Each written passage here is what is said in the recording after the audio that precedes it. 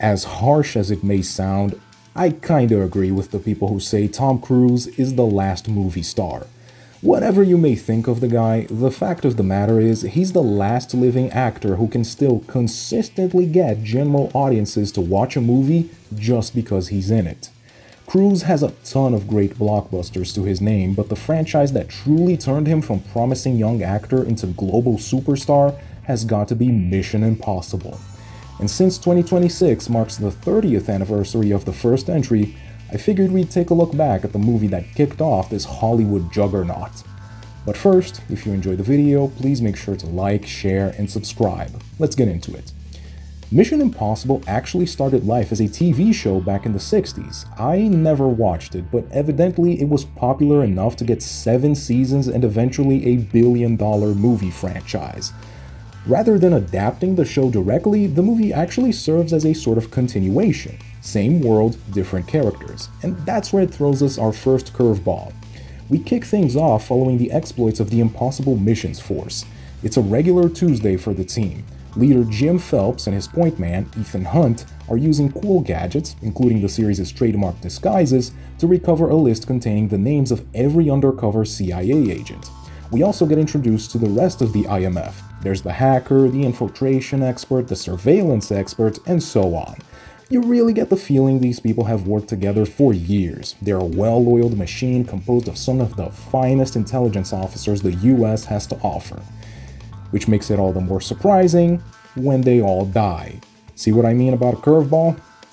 And, well, okay, not all of them. Ethan's still alive and kicking, but now we get our real premise. Everybody deduces that there was a mole in the IMF, and Ethan, as the sole survivor, is the obvious culprit.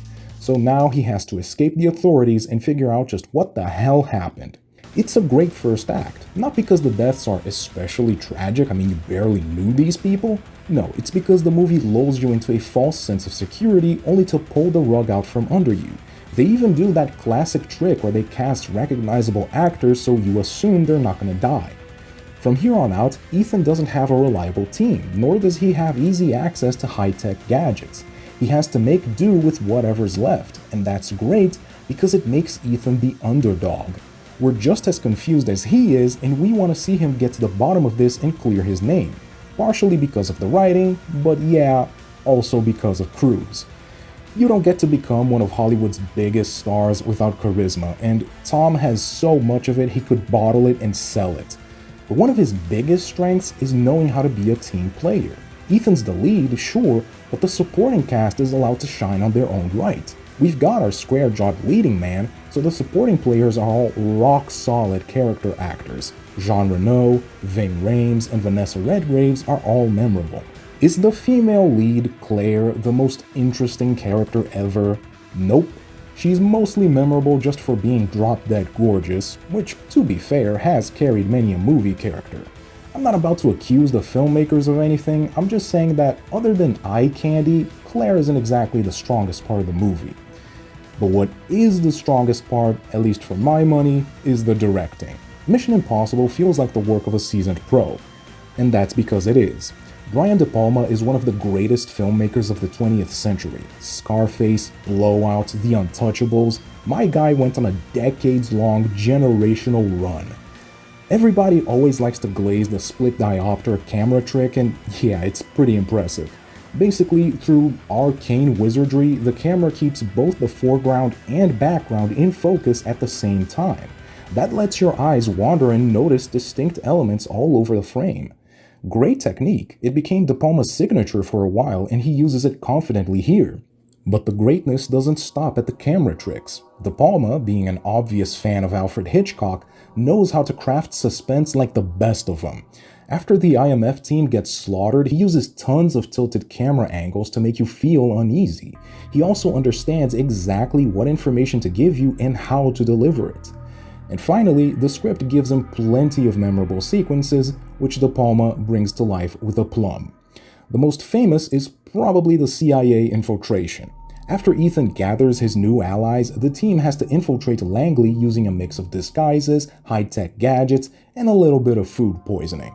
It's a fantastic sequence, you've probably seen it parodied at least once. You know Ethan's not gonna get caught halfway through the movie, but the camera work, the clever use of sound, and the performances are all so good that it still gets you on the edge of your seat. Also, get used to IMF tech malfunctioning at the worst possible times. At this point, I'm convinced these guys get their gadgets from the spy equivalent of Temu. Anyway, afterwards we get some plot twists. Couldn't be a spy movie without them. First, Jean Reno turns out to not be such a professional after all and backstabs Ethan. Later, we find out Jim Phelps survived the ambush at the start because he's the one who set it up. Jim is the mole, resentful over growing old and feeling left behind by the world. The way we see Ethan piece everything together is great. Once again, De Palma understands how to convey information visually. But the twist itself can be pretty controversial. You see, Jim Phelps is actually the lead of the original Mission Impossible TV show. They even asked the original actor to return, but once he learned Jim would be turned into a villain, he refused. Again, I'm not familiar with the original show, but I do sympathize.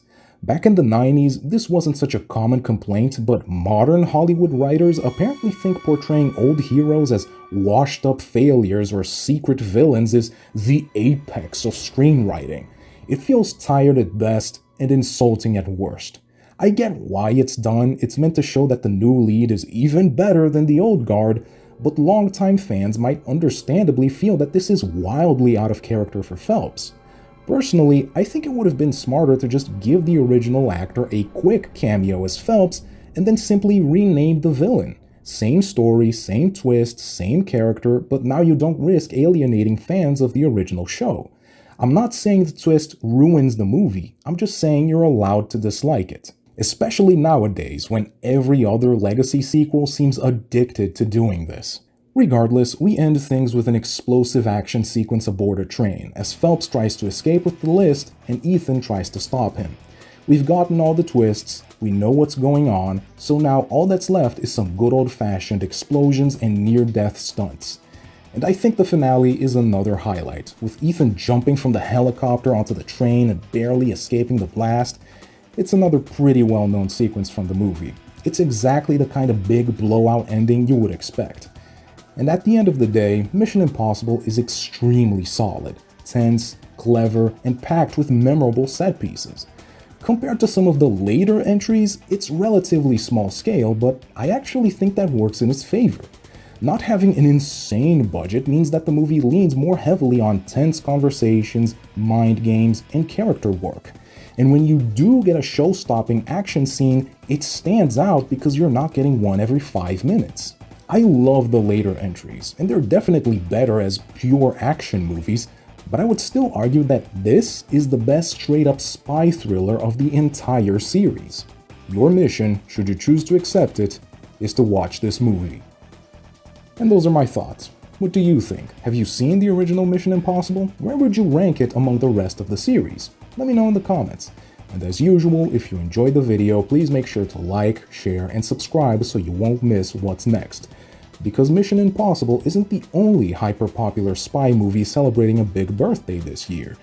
Next time, for the 20th anniversary, we're talking about Casino Royale. See you there.